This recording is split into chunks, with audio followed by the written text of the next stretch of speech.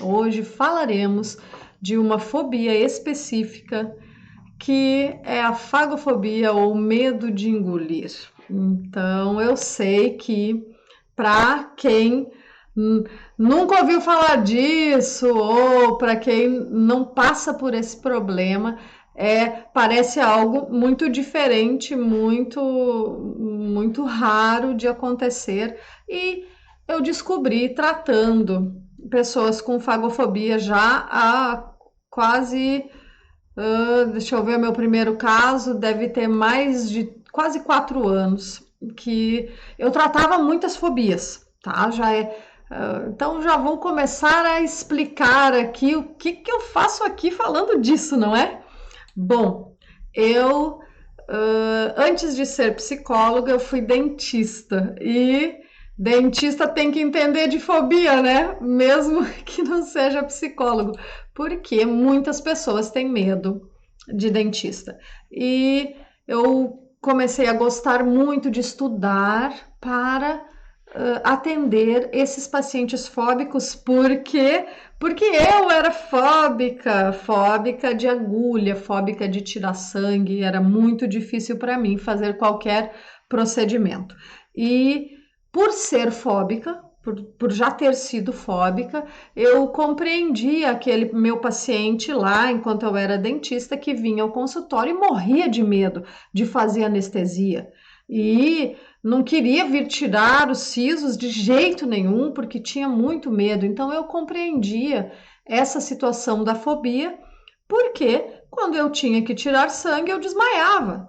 Ou eu ficava uma semana pensando depois que eu tinha marcado o exame, tá? Então, isso que me levou para tratar fobias. E eu gostei tanto, mas gostei tanto de estudar uh, essa parte da psicologia, com as coisas que eu podia estudar na época, sendo dentista, que chegou uma hora que eu precisei tomar uma decisão. Eu resolvi, não é? Tomar uma decisão e fui fazer faculdade de novo. Então, fiz psicologia e hoje eu faço o que eu gosto de fazer, que é ser psicóloga. E acabei então ficando, entre outras coisas que eu atendo, mas fiquei com uma preferência, eu gosto muito de atender pacientes fóbicos, seja a fobia que for,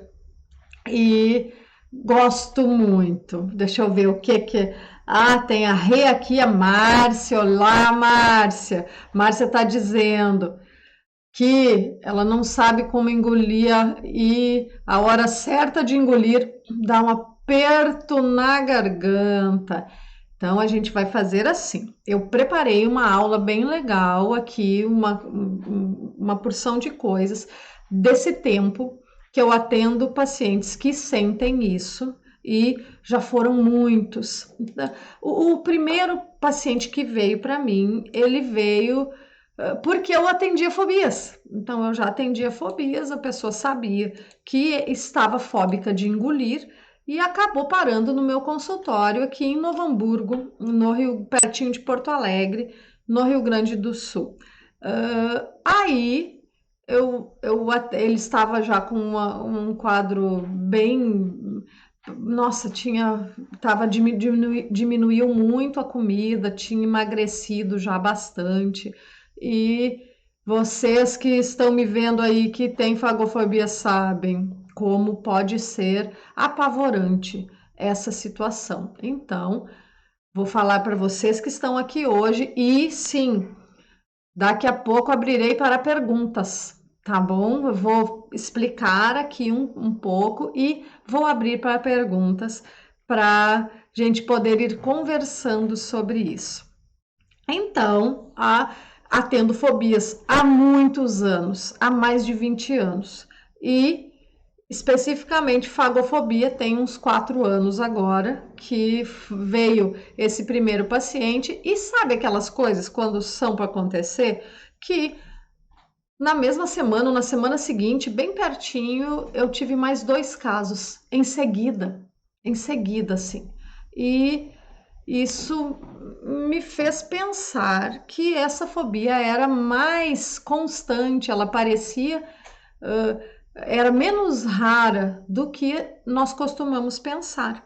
E fiz alguns vídeos, coloquei no YouTube e me surpreendi com o número de pessoas que me pediram ajuda e que eu tratei nesses anos por causa da fagofobia. Por isso, darei hoje aqui um panorama para vocês, baseada no que se sabe sobre fobias em geral e sobre fagofobia especificamente. Então, vamos ver o que a Lu está dizendo. Gurias e guris, vou fazer assim.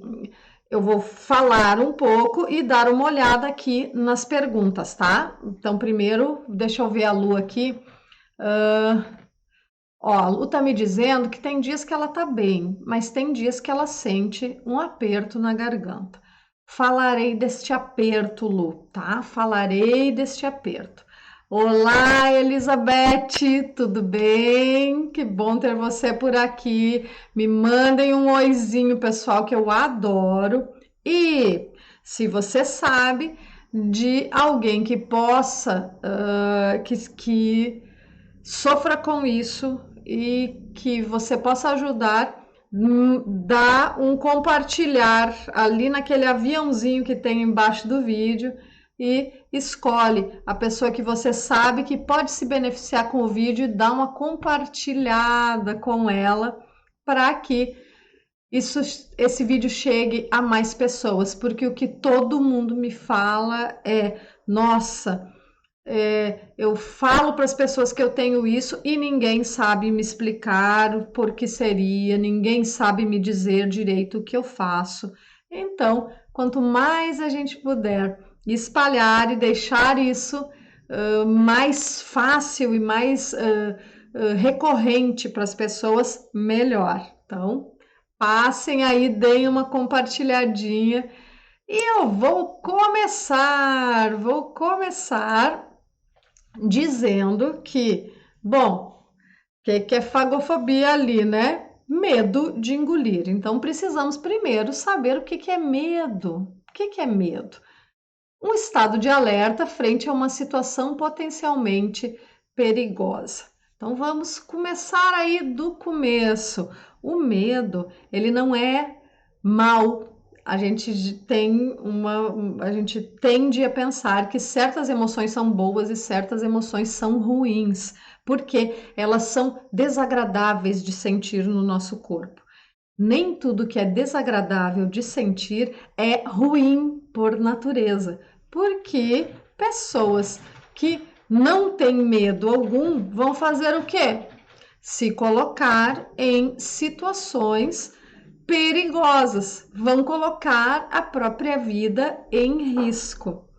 Esses dias eu estava assistindo um documentário, que foi o documentário que ganhou o Oscar esse ano. Eu gosto de filme, uma barbaridade. Então, eu estava vendo esse documentário. Oi, Alexandre, tudo bom? Tudo certo? E nesse documentário tinha um cara, peraí um pouquinho, como que é o nome mesmo? É Free Solo. Free Solo.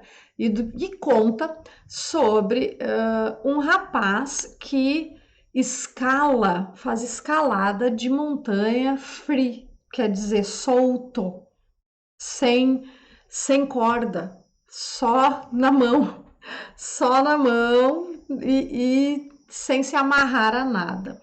E o documentário mostra a tentativa dele de escalar acho que é El Capitan, que é nos Estados Unidos, uma enorme de uma parede de granito, uma coisinha lisa, né, como granito, de gente, mas muito alto, quase 1 quilômetro, enorme, enorme, e vai mostrando as tentativas dele de fazer aquilo.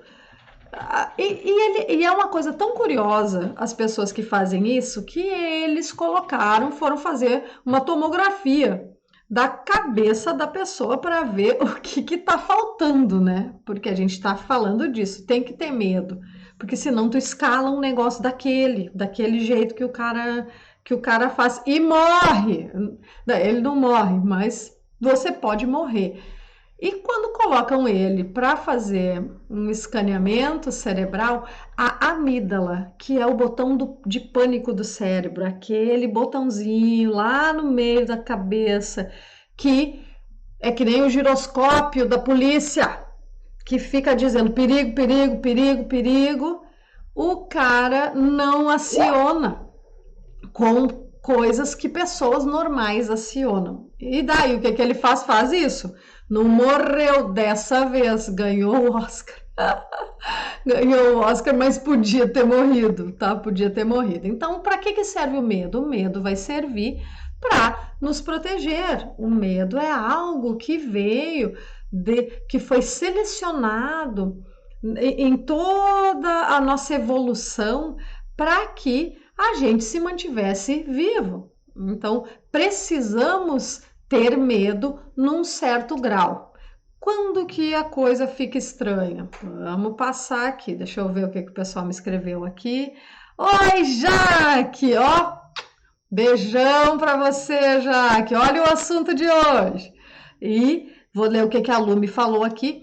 Percebi que teve uma vez que eu tentei esquecer e pude me alimentar bem, mas tem dias que eu fico lembrando que eu sofri disso e vem essa sensação desagradável. Sim, falaremos sobre isso, já que não, Lu, e é uma coisa comum sim de acontecer. Então, vamos à próxima. Estamos falando de medo, que medo é uma coisa normal, que a gente precisa ter medo para podermos nos defender. Qual é o problema? O problema é quando vira fobia.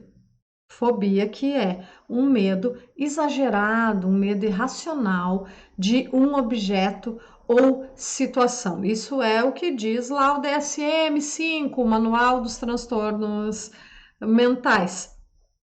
E aí, eu gosto muito de dizer que uh, é exagerado e é irracional ou não. Ou não. Olha que interessante. Para quem é fagofóbico, prestem atenção nisso aí, que isso aqui é legal.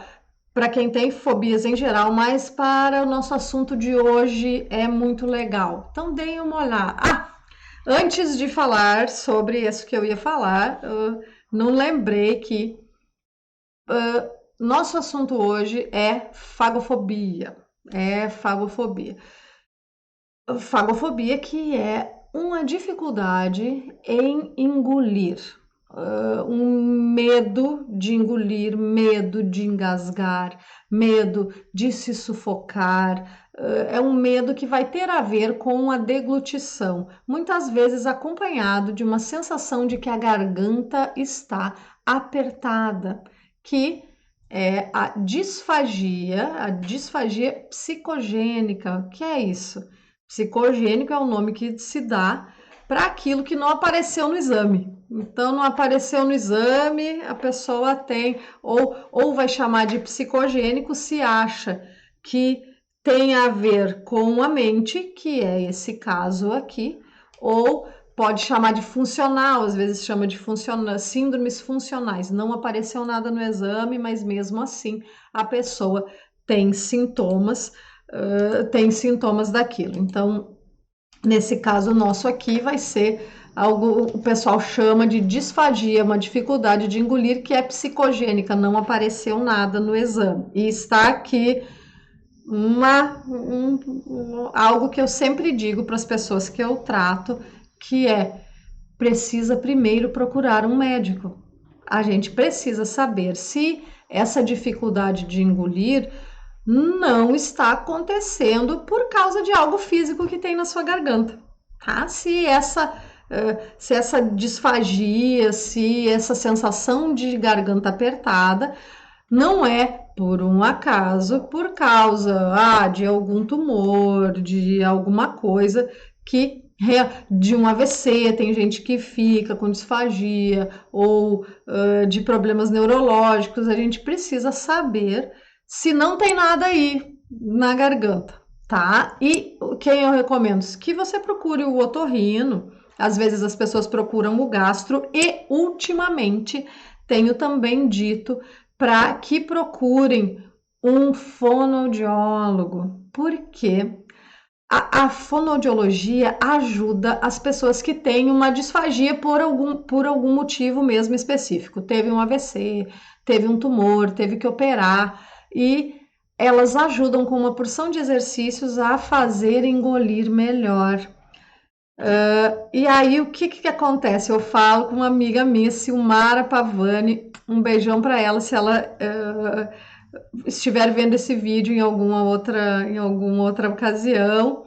E eu e Silmar ficamos falando sobre isso, que sim, às vezes o frênulo aqui embaixo da língua é mais pegadinho, é mais difícil da pessoa engolir. Então, uma fono tem vezes que descobre alguma coisa que o médico não descobriu. Fica aqui a minha dica inicial. Os casos que eu trato são casos onde não encontramos uma causa física, tá? Deixando isso bem claro, a gente vai seguindo.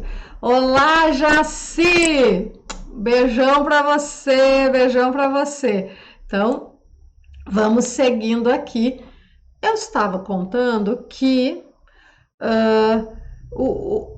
o que se fala sobre as fobias no conceito de fobias é que é um medo exagerado ou irracional. E eu gosto de dizer que o medo é real. Muitas vezes o perigo é imaginário, mas o medo é real. E por que eu coloquei isso aqui? Porque tem medos que realmente, à medida que a gente foi passando na evolução, eles foram sendo passados de geração a geração, porque realmente é um medo que a gente deve ter. Vamos dar alguns exemplos aí. Medo de altura. Você tem que ter medo de altura, porque se você for lá na beiradinha de um lugar muito alto, você pode cair e morrer. Não é verdade? Medo do escuro. Sim, temos medo do escuro, porque no escuro pode ter alguma coisa que vai te atacar. Então, são medos ancestrais, medo de animais peçonhentos, tá? Medo de animais, de aranha, medo de cobra, medos muito comuns. Por quê? Sim, porque a aranha pode te picar e a cobra, e você pode morrer envenenado. E tem outros medos que, então, falando nisso, a aranha pode te picar e você vai morrer. A cobra pode picar e você vai ter que parar no hospital. Mas e a barata? Barata não vai fazer nada, né? Se a barata passar em cima de você, não vai acontecer nada. Então, são duas categorias. Borboleta, porque às vezes atendo pacientes com fobia de borboleta, medo exagerado de borboleta, medo exagerado de bicho com asa, qualquer um. E aí é uma diferença legal de eu colocar para vocês que estão me assistindo aqui e que têm fagofobia, que esse medo de vocês entra nesses medos reais, porque sim, a gente pode morrer de um engasgo. Morre-se muito pouco, comparado com o tamanho do nosso medo, tá? Comparado com o tamanho do medo, não precisava ter medo disso tudo. Só que onde nós chegamos com isso? Adianta eu dizer que você não precisa ter medo? Vamos pensar o que todo mundo fala de medo de avião. Fulano, não tenha fobia de avião, porque morre-se muito mais de acidente de carro do que acidente de avião. Adianta? Não, não adianta. Porque fobias não são medos baseados no nosso córtex, que é a nossa parte que pensa. Por isso que entra ali exagerados e irracionais. As pessoas que eu atendo são muito inteligentes, são pessoas esclarecidas, elas sabem que não precisa ter medo de avião, que se morre muito mais de carro. Isso adianta para fazer o medo passar? Não, porque o medo não fica aqui. Ele fica em lugares muito mais profundos lá dentro do nosso cérebro e que a gente tem que tratar de outros jeitos, porque só falando é difícil da gente conseguir enxergar alguma modificação. Então, e onde que a fagofobia entra? Sim, medos reais. Medos reais, porque realmente pode acontecer alguma coisa e veremos adiante o gatilho para a maioria das fagofobias que eu já atendi foi um engasgo. Foi um engasgo onde a pessoa passou muito mal. Então, deixa eu ver o que a Lu está dizendo. Oi, Lu, fala aí. Comecei a sofrer com a disfagia desde que eu tinha 12 anos. E agora tenho 30 e ainda sofro com isso. Então, começou a ter na infância, por causa da minha irmã, que teve. E eu vendo ela assim, fiquei igual a ela. Porém, ela nem lembra que teve, mas eu ainda sofro com isso. Lu, vou falar disso aqui para frente. Olha, é mais comum do que a gente imagina. Então, vamos lá. Por que será, né? Por que será que acontece? Esses dados aqui que eu vou colocar, eles são dados dos meus atendimentos clínicos, tá? É difícil você achar alguma coisa sobre fagofobia, de pesquisa, de só descrição de casos clínicos mesmo, que é isso que eu vou fazer, baseada em muitos casos clínicos que eu já atendi. É isso que eu vou dizer para vocês. E na teoria das fobias em geral também, que daí a gente encontra um pouco mais de coisa. Então, vamos lá, olha só. O que costuma acontecer? Um trauma. Do que eu tô falando? De um engasgo, gente, de um engasgo.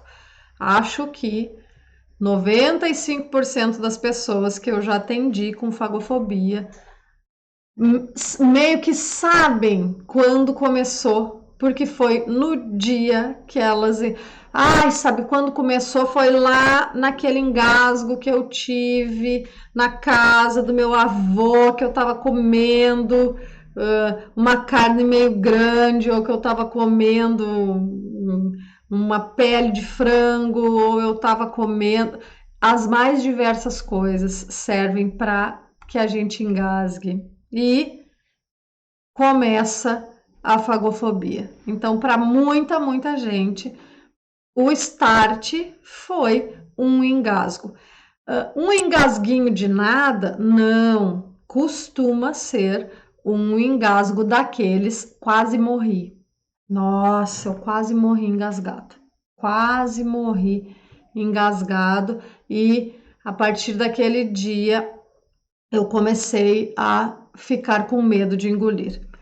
Vou falar daqui a pouco, um pouquinho mais para frente, como que isso acontece bem certinho no caso dos engasgos, tá? E vamos para uma próxima aqui, então. Olha só. Outra coisa que costuma estar muito presente nas pessoas que sentem esse medo de engolir e piora com isso são quadros de ansiedade e estresse. Então, a ansiedade e o estresse vai estar muito também ligada, acho que em 100% dos casos que eu atendi, quando as coisas não estavam bem na vida da pessoa, nossa, estou muito ansiosa, estou estressada, aconteceu um problema, eu estou tendo que dar conta de muita coisa, fecha mais, fica mais difícil de engolir as coisas. E aí, a gente também vai ter uma explicação que é bem interessante, que quando a gente está ansioso ou estressado, a nossa respiração muda e a nossa respiração fica mais. A nossa fisiologia toda muda quando a gente tem medo. E uma das coisas que muda é a respiração. Então, quando a gente fica aí respirando mais curtinho, respirando aqui mais em cima, aumenta o oxigênio que a gente vai mandar para dentro do corpo. Para quê?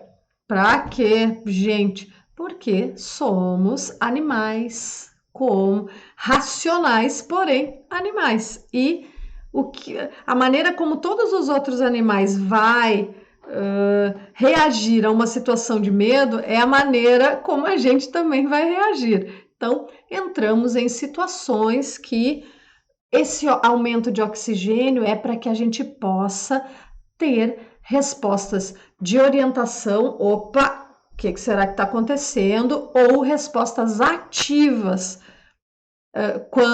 para dar conta daquele perigo que de repente está chegando. Quais são as respostas ativas? A luta ou a fuga. Então precisamos mais oxigênio para os nossos músculos, para a gente poder lutar, precisamos de mais oxigênio para a gente poder correr se tivermos necessidade, se precisar correr, mesmo que o nosso medo não seja de um predador, mesmo que seja do chefe, mesmo que seja, poxa, não vou conseguir entregar não vou conseguir entregar aquele prazo que o chefe me deu, ou tô sem grana para pagar as minhas contas aí desse mês, tô sem dinheiro, tô precisando pagar.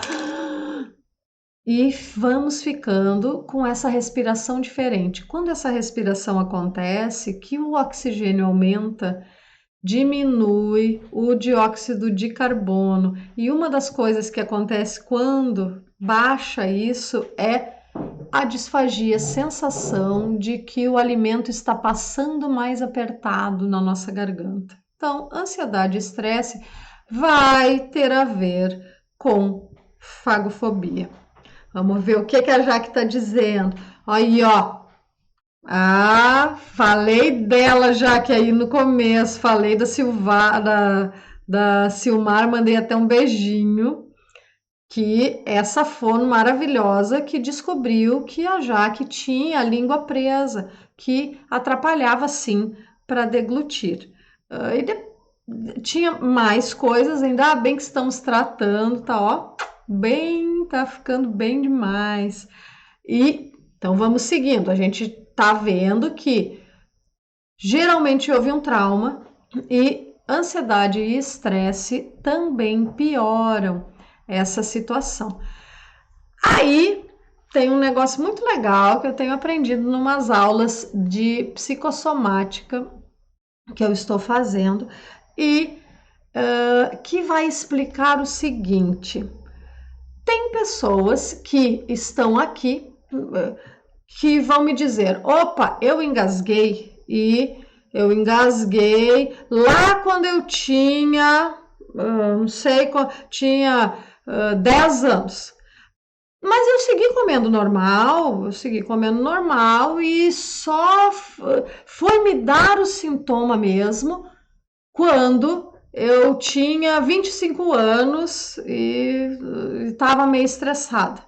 Então, tem pessoas que vão me dizer isso, que não foi imediatamente após o engasgo. Já outras pessoas, depois que engasgaram, começam a não comer mais. Nunca mais comi normal depois daquele engasgo que eu tive.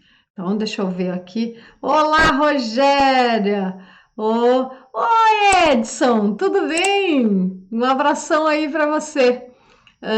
Yasmin, tudo bem, Yasmin? Tá me dizendo, foi assim mesmo. Eu engasguei com espinho de peixe e hoje não consigo tomar comprimido, eu amasso ele. Se eu for te falar, comprimido é o horror dos fagofóbicos. Carne, pipoca, mas comprimido é hors concurso. Nunca atendi nenhum que não tivesse pavor absoluto de tomar comprimidos. Então, assim, vamos seguindo aqui, vamos seguindo. E o que eu aprendi nessas aulas aí de psicossomática? Que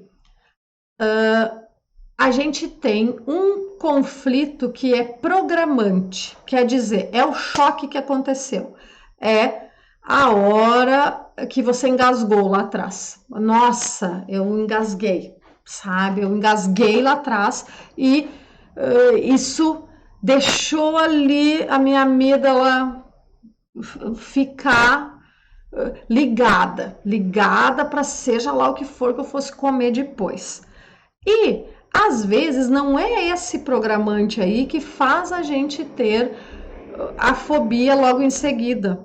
Precisa um desencadeante, que é aquilo que vai ativar a nossa fobia.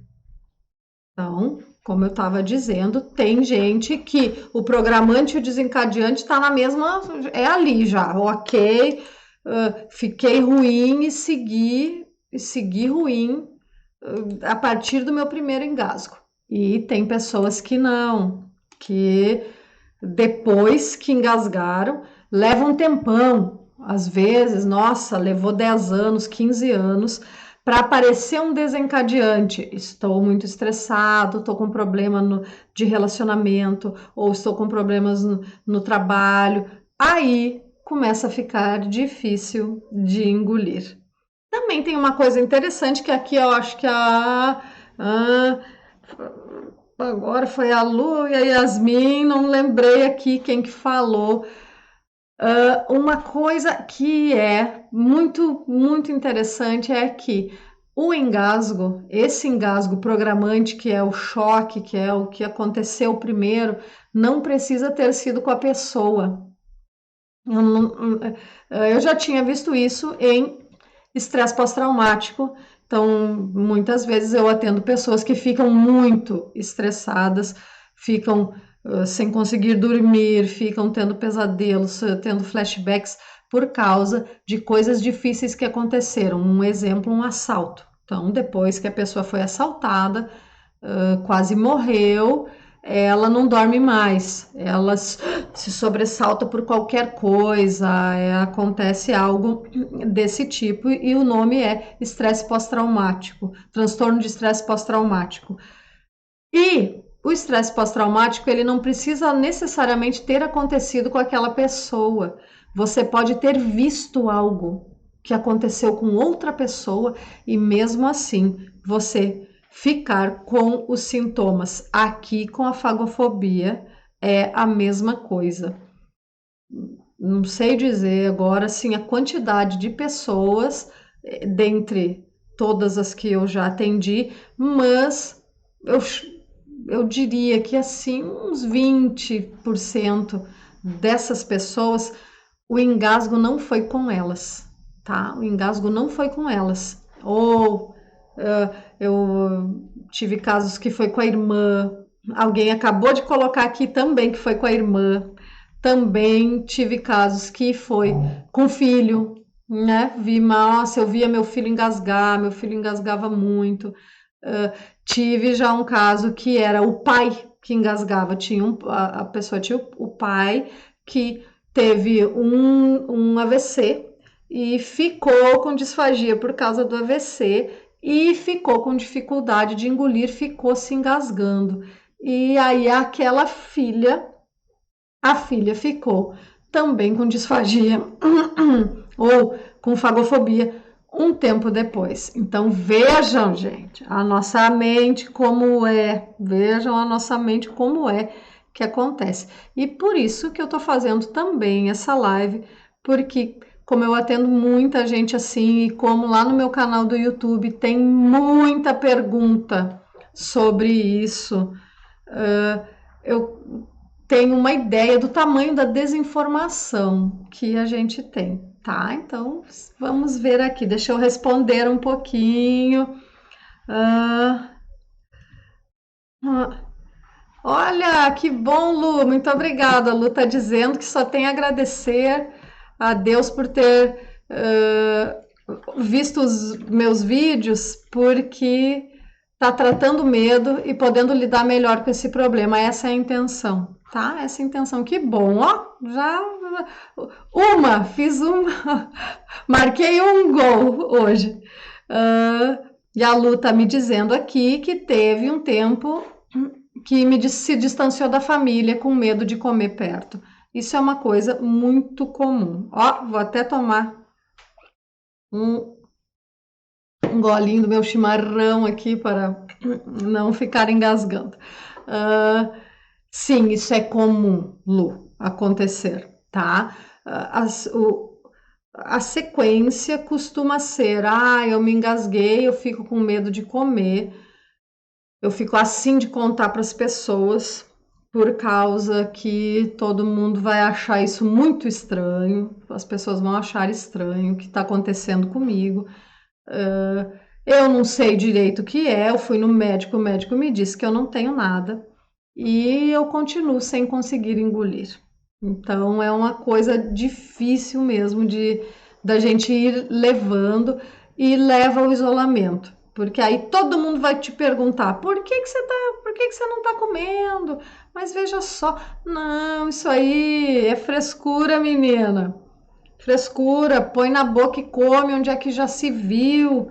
E a gente não consegue, né? E a pessoa não consegue comer e acaba se distanciando porque não tem como fazer o que os outros estão pedindo que a gente faça. Então, oi Mara, tudo bem? Tudo bom, Mara?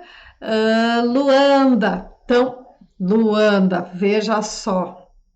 É isso aí, muito obrigada. Luanda disse que viu os meus vídeos e está dizendo que é muito bom, que bom.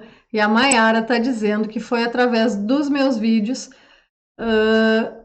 que ela descobriu que tem fagofobia e agora está evoluindo muito. Que beleza, Mayara, que beleza. Que bom ter vocês por aqui, gurias e guris, que as meninas estão maioria aí me falando. Então, Mara, tudo jóia, tudo jóia. Eu e a Mara temos uma história em comum por causa do filho dela que tinha uma fobia de cachorro e ainda bem não tem mais. Eu tratei e ó, está ótimo. Manda um abração aí para os dois, que o mano dele sempre ia junto nas consultas. Manda um beijão. E então vamos lá. E a Jaque está me dizendo aqui, ó, que eu conheço a Jaque, que o que mata são as cobranças por você comer devagar. Então, já vou dar uma dica. Já vou dar uma dica aqui de cara já, que é assim: comer devagar, todo mundo acha que é bom, tá? As nutricionistas vão mandar as pessoas comerem devagar. Então você pode dizer isso, nossa, eu estou fazendo o que todo mundo devia fazer, comer devagar, por causa que é muito melhor para a gente, para fazer a digestão. As nutricionistas falam, os nutrólogos também dizem para que a gente coma devagar. Aí não é mais você o errado, é o outro que está comendo muito rápido. Então, estou dizendo que só isso já vai resolver o problema? Não, mas ajuda, tá? Ajuda. Então, uma coisa legal que eu gosto de falar para as pessoas que eu estou tratando: a fagofobia é uma coisa que você tem, ela não define você, entendeu? Ela não define você. Você também tem um gosto por filmes de terror, tá? Isso é uma coisa que você tem, não é algo que define você. Olha, eu vi uma metáfora esses dias e eu achei muito, muito interessante, que é o seguinte: eu tenho um dedo, mas eu não sou um dedo. Eu tenho um dedo, mas eu não sou um dedo. E esse dedo compõe a minha mão, mas ele não define a minha mão. Ele não define a minha mão. Então, você tem a fagofobia, mas você não é a sua fagofobia. E ela não define você. Você é, ó, muito mais do que isso. Então, vamos seguindo aqui. Opa, peraí que fechei o meu. Tá aqui. Ah, pronto. Vão perguntando, gurias, tá? Que eu vou respondendo aí. Então, beijão pra Mara de novo. Ó lá, ó, Maiara tá dizendo, boa dica, não tem perfeição, cada um no seu tempo. Mas, né, todo mundo quer que sejamos todos iguais e o legal é a diferença. Já pensou? Que chatice, todo mundo igual. Então, sim, a gente se cobra mesmo, Maiara, se cobra muito. Tá, vou um pouquinho para frente aqui, vamos lá. Aí tem uma outra coisa que eu falei de engasgo e falei de ansiedade e de estresse. E agora eu vou falar de uma outra coisa comum nas pessoas que eu já atendi que tem fagofobia, que está aí nessa frase aí, ó. O que não se exprime, se imprime. Isso é uma frase muito comum da psicossomática, que é o estudo de por que a gente tem o tipo de sintoma que a gente tem. E o que a minha prof lá fala? Que o que não se exprime, se imprime. O que a gente não põe para fora vai ficar impresso na gente de alguma maneira. Então, ó, vamos seguindo aqui. O sintoma da fagofobia como um mensageiro. Então, eu vejo isso também. A pessoa pode ter tido engasgo, ela pode estar estressada e ansiosa, mas pensa aqui comigo. Quem nunca? Quem nunca se engasgou quando era pequeno, né? Levanta a mão aí para mim, as mais antiguinhas, que nem eu, que são do tempo da bala soft. Tinha uma balinha e era boa danada, tá? Era boa, boa demais. E que chamava bala soft, não tem mais. E o formato dela era campeão para as crianças se engasgarem, tanto que depois foi modificado o formato, mas quem nunca teve um engasgo com bala soft e mesmo assim não ficou com fagofobia? E a gente se estressa na vida e a gente está né, ansioso nessa vida. Então, sim, tem essas duas coisas. O Alexandre, né? O Alexandre, a Jaque, a Mara, tá todo mundo me dizendo que sim, já nos engasgamos com bala soft. Eu gostava de uma que era de caramelo, gostava. Nos engasgamos já, mas não desenvolvemos a fagofobia. Então, sim, existem aqueles fatores ali que eu falei, mas não é só eles. O que eu fico vendo agora nas pessoas que eu atendo é que algumas coisas aparecem em comum com as pessoas que têm a fagofobia. E sendo o sintoma um mensageiro, se a gente for ver esse sintoma, não estou conseguindo engolir, como um mensageiro, vou dizer o que eu mais. Quando eu faço essa perguntinha, se esse sintoma tivesse te dizendo alguma coisa, o que seria? Responde aí, se. Aliás, isso é uma pergunta show de bola para fazer para qualquer tipo de sintoma. Para qualquer tipo de sintoma. O que essa minha gastrite aqui está querendo me dizer? Ixi, o que será que essa gastrite está dizendo? E o que será que essa dor no meu ombro está querendo me dizer? O que será que essa fagofobia, se você perguntasse para ela ia te dizer. E a resposta mais comum que me aparece no consultório, já tendo atendido uma grande quantidade de pessoas, tá? Uma grande quantidade de pessoas, quando a gente mergulha aí dentro do sintoma, a, essa fagofobia vai falar, vai dizer de algo que eu tô engolindo meio atravessado na minha vida, de algo que tá travado aqui, ó, mas eu não consigo falar, colocar para fora, de coisas muito difíceis que eu tive que engolir goela abaixo. Goela abaixo é ótimo, é aqui do Rio Grande do Sul, aqui onde eu estou. E o sintoma, ele tem uma certa linguagem e uma certa simbologia para falar para a gente. Então, perceba aí, perceba você que está passando por isso. O que será? O que será aí na sua vida que está duro de engolir? O que será que, se você falasse, se você colocasse as cartas na mesa, poderia melhorar? Estou dizendo que precisa necessariamente existir isso aí no seu sintoma? Não estou dizendo. Mas estou dizendo que é algo muito comum que acontece, tá? Algo muito comum que acontece. Então, experimenta dar uma olhadinha nesse sintoma aí desse jeito. Que será que eu poderia colocar para fora aí que eu não estou colocando? O que eu estou engolindo que tá duro de engolir, tá difícil? Nossa, tá fechando tudo para engolir. Começa, e sei também uma coisa, não é só isso que melhora, a gente saber, porque,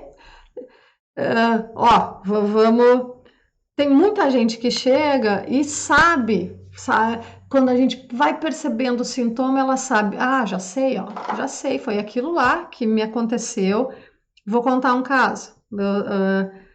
Pessoa com muita dificuldade para engolir, quando ela foi percebendo o sintoma, que é o jeito como eu gosto de tratar, entrar pelo corpo, quando ela foi percebendo o sintoma, imediatamente veio, pum,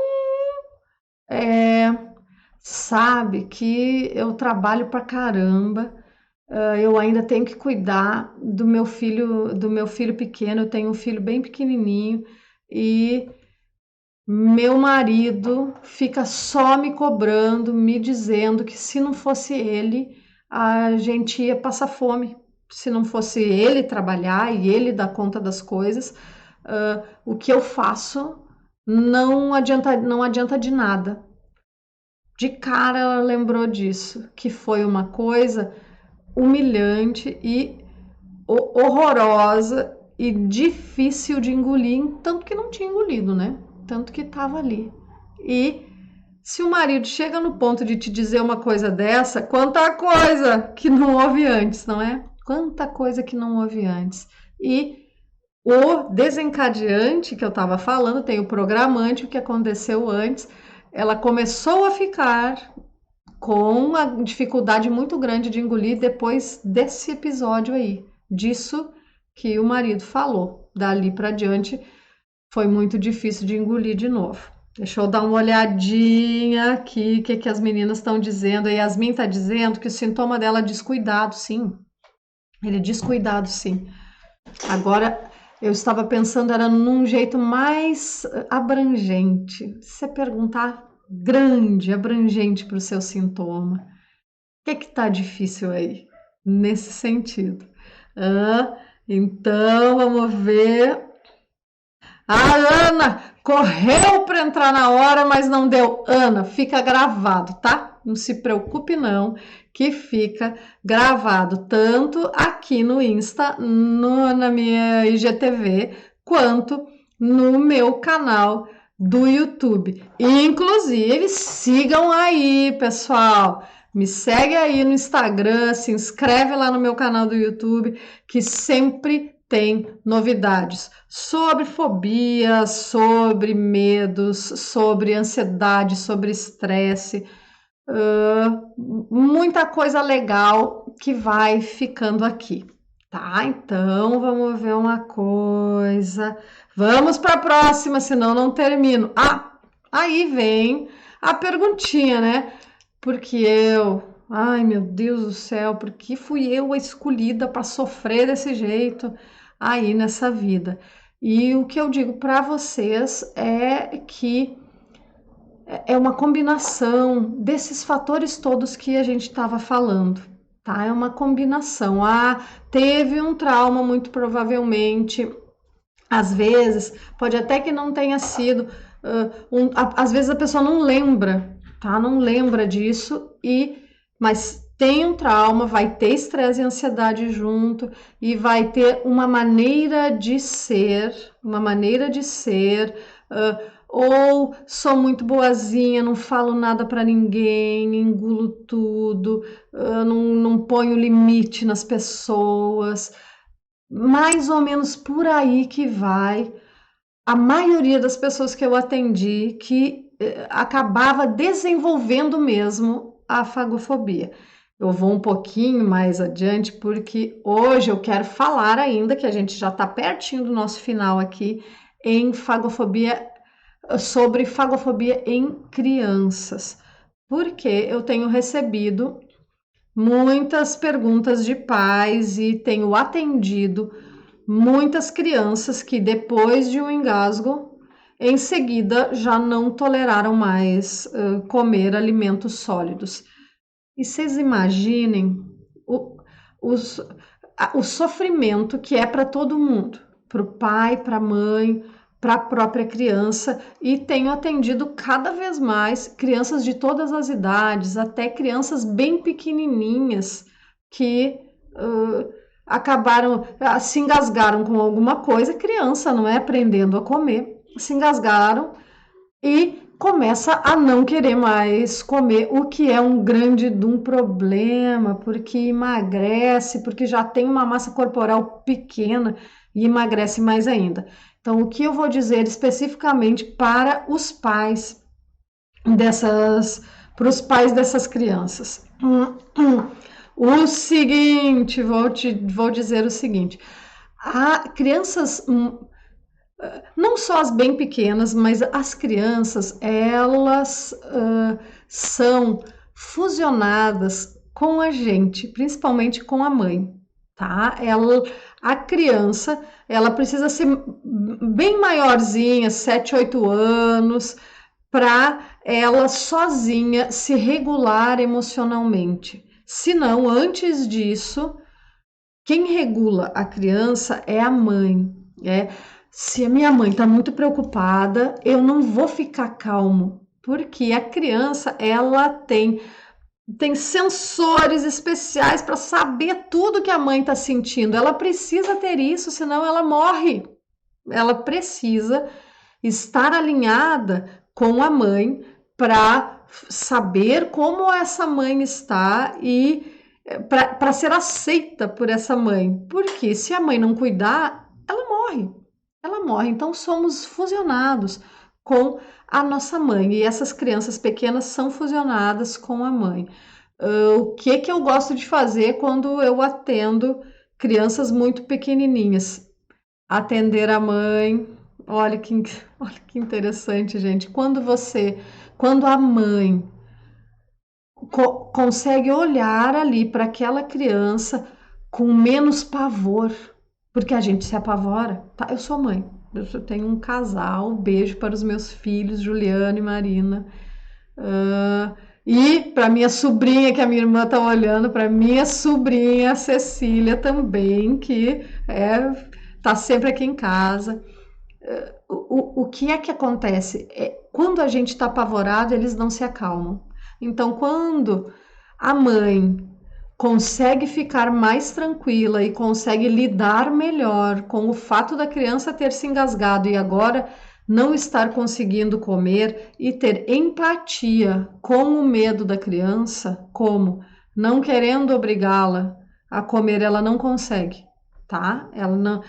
Ninguém aqui que tá me dando oizinho aqui, oi Su, tudo. Ninguém que está aqui, Paulinha, tudo bem, Paulinho?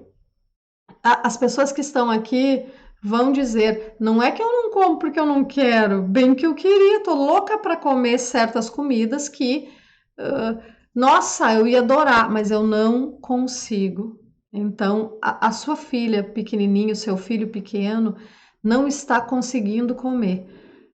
Obrigá-lo a comer ou ficar dizendo o que vai acontecer se ele não comer, só piora. Só piora. Você ficar muito nervoso só piora, ou muito nervosa, principalmente porque a mãe que a gente é mais fusionado, só piora. Então, fica o mais tranquilo que conseguir. Se precisar bater, bate, tá? Bate o alimento, não tem problema. O que a criança precisa naquela hora é a calma, a sua calma. Mamãe, a sua calma, tá? O pai se não incomodar nessas alturas já está bom. Deixa a mãe acalmar essa criança. Se o pai conseguir se acalmar também é melhor. Então, a criança no seu colo, com o seu batimento cardíaco mais tranquilo, porque ela sente, ela vê no seu rosto quando as coisas estão bem ou não. Temos microsinais faciais que vão mostrar isso. Quando você se acalma, quando a criança consegue ficar no seu colo e conseguiu comer só aquele pouco, ok. Oferece mais vezes. Tem que bater, bate. Que daqui a pouco a situação vai se normalizando, tá? Daqui a pouco costuma, em crianças muito pequenas, ter uma crise e devagarzinho ir normalizando, tá? Então, isso eu gostaria de dizer, porque antes eu não atendia muita criança e parece, não sei se com a pandemia o que aconteceu, tá um tal de criança com fagofobia que eu vou contar para vocês. Então, pessoal, ó, se inscreve lá no meu canal do YouTube, Daniela Franzen, que sempre tem novidade, e estou preparando uma novidade muito legal para vocês. Opa, estamos na contagem regressiva aqui no Instagram, lá na minha bio, tá? Ali no final tem uma porção de coisas legais que ajudam com o medo, de graça para vocês, vejam lá.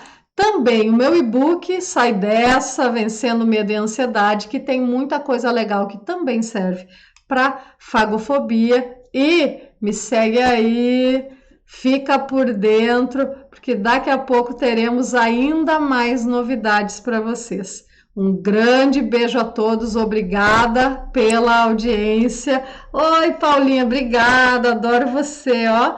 Mariana Cristianete, adoro ouvir você, obrigada, Mariana, muito esclarecedor. Então, beijão para vocês e a gente se encontra por aí ainda, todo mundo muito melhor, tá bom? Grande beijo, grande beijo.